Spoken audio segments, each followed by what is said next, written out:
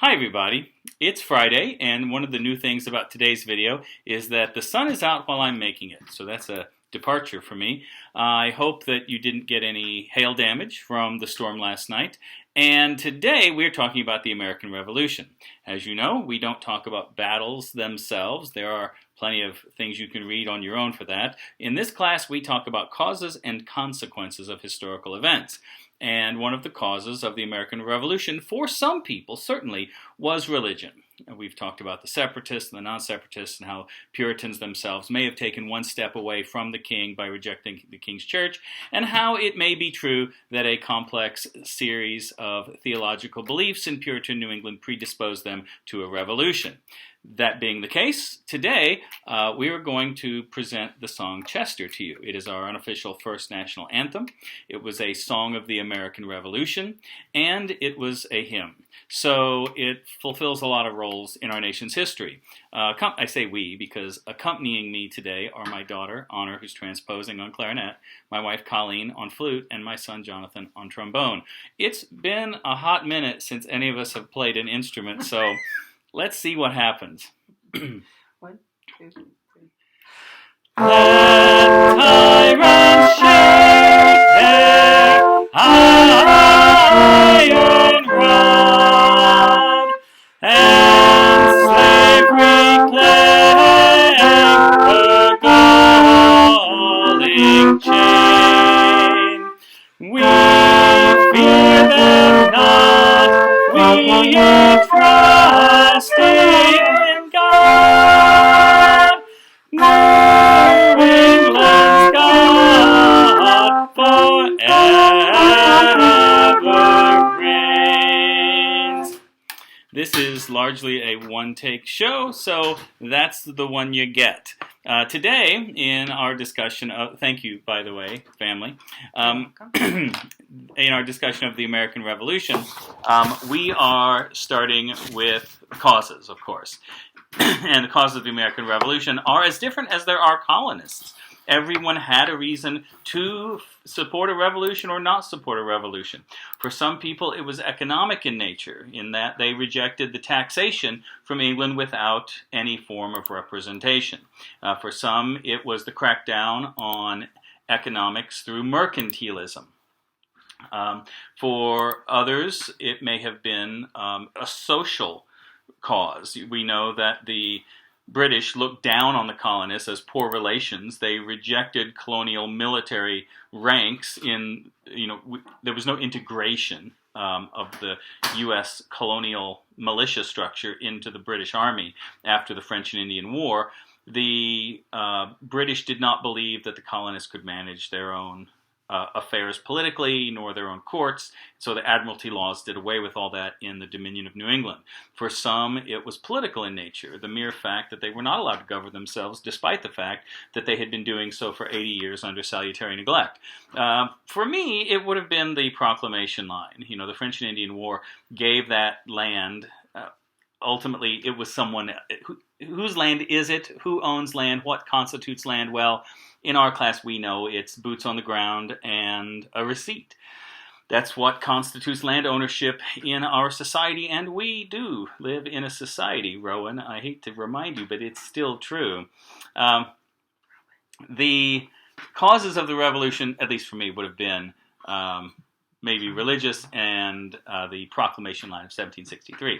But for everyone, it's different. And so once the Continental Congress met and suggested to the king that they have a talk, once the Continental Congress rejected the British idea of taxation without representation, then the fight was on. The king, of course, rejected any form of colonial self-government, and it was going to be a fight. And when the colonists armed themselves and the shot heard around the world occurred, Lexington and Concord, and it's a shooting war, then there's no going back. You can't unshoot those human lives. And so as Americans, we don't back down easily, and the British were unaccustomed to losing a fight. And so we know that the change over time is very difficult to undo. What we have to remember is that this conflict has centuries in the making. It's not just a momentary idea. In fact, one of the sentences we have to remember is, well, it was posed as a question. To what degree does the centuries-old animosity between England and France play a role in the development of the American Revolution? I'll say that again. To what degree does the centuries-old animosity between England and France play a role in the development of the American Revolution? Well, we know that that centuries-old animosity led to the French and Indian War, which led to Pontiac's Rebellion, which led to the Proclamation Line, which led to a revolution. And the French and Indian War led to a strong taxation of the colonial people in a way they were unaccustomed to, and without any form of representation. And so I think there's a direct line from that centuries-old animosity between England and France to the American Revolution. And it's one of the reasons why the French come into the Revolution on the side of the Americans.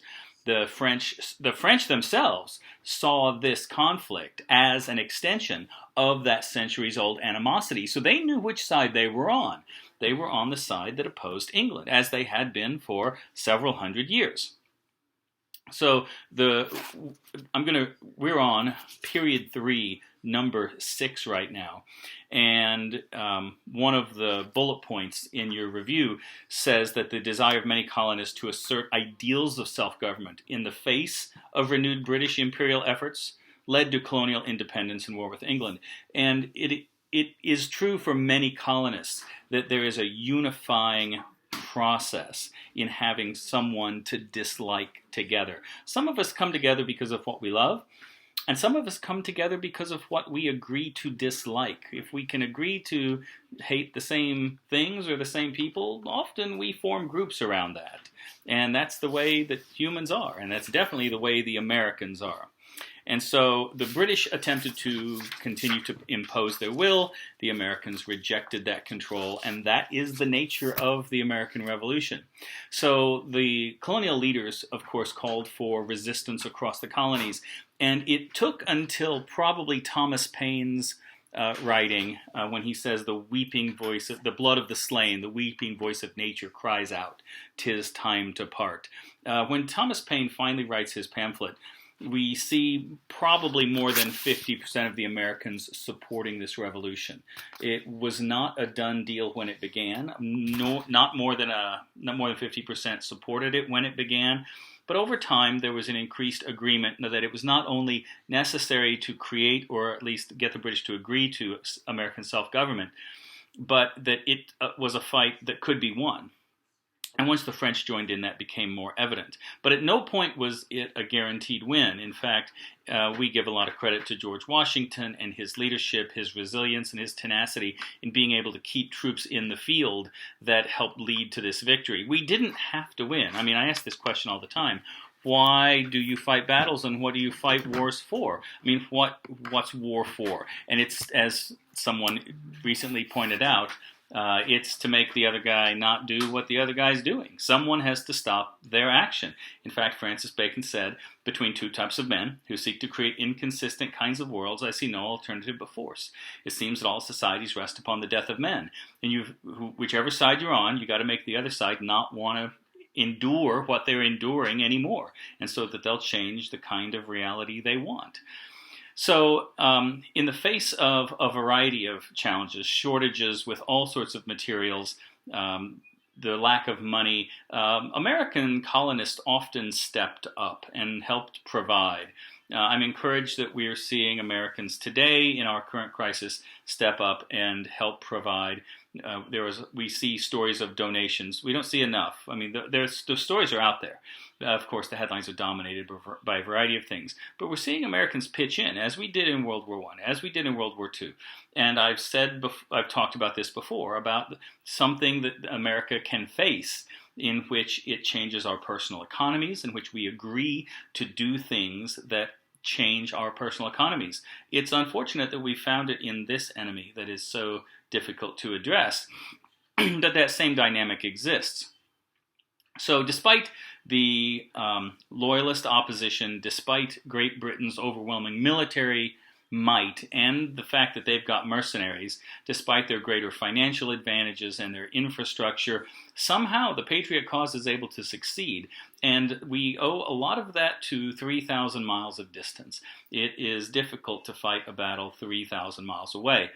And the Americans didn't have to win. We simply had to outlast the British desire to continue the war. In fact, British mercantilists advocated for an end to the war. The merchants of England were losing a lot of money now that this new and significant market was no longer largely accessible to British merchants.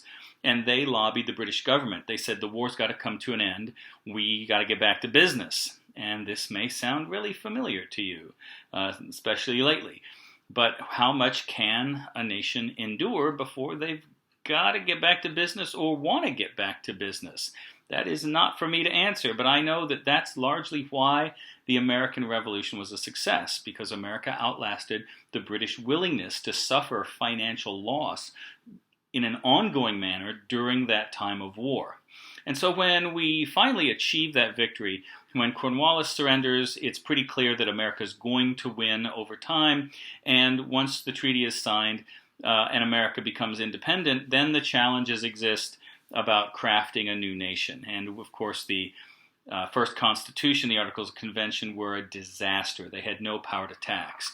And for those of you who have family members who yell taxation is theft, I think if you were in earshot, go check out how that worked during the Articles of Confederation.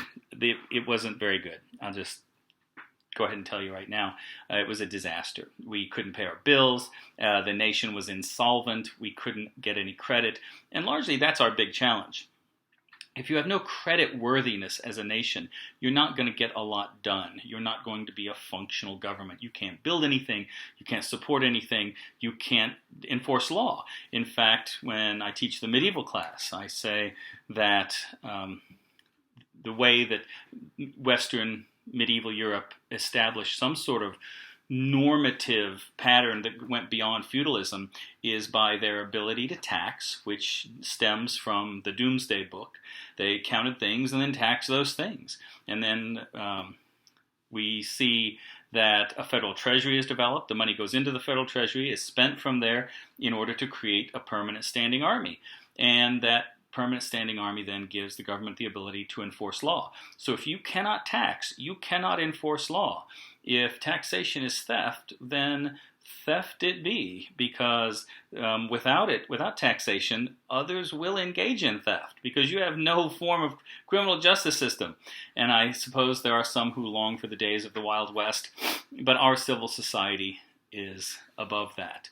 We have the power to tax, thank goodness, because of largely Hamilton. Alexander Hamilton, of course, came up with funding and assumption. Funding and assumption is the mechanism through which the American government taxes and creates tariffs, puts it in the federal treasury, and then spends it to pay the bills. And on infrastructure improvement, thank you, Henry Clay, and the American system. So if you want to go back to your government class information about the structure of the American government, that may be helpful, but it's largely not in the purview of the AP test that hopefully you're looking at online at the moment. Want to remind you, if you have questions about the AP test, your counselor is the place to go, because we simple teachers are not given the kinds of information that the counselors have about the administration of the test. And what you're going to find, you're probably going to find online. I mean, there's no need to bother the counselors because you can read it for yourself. I hope you have a great Friday and enjoy your weekend.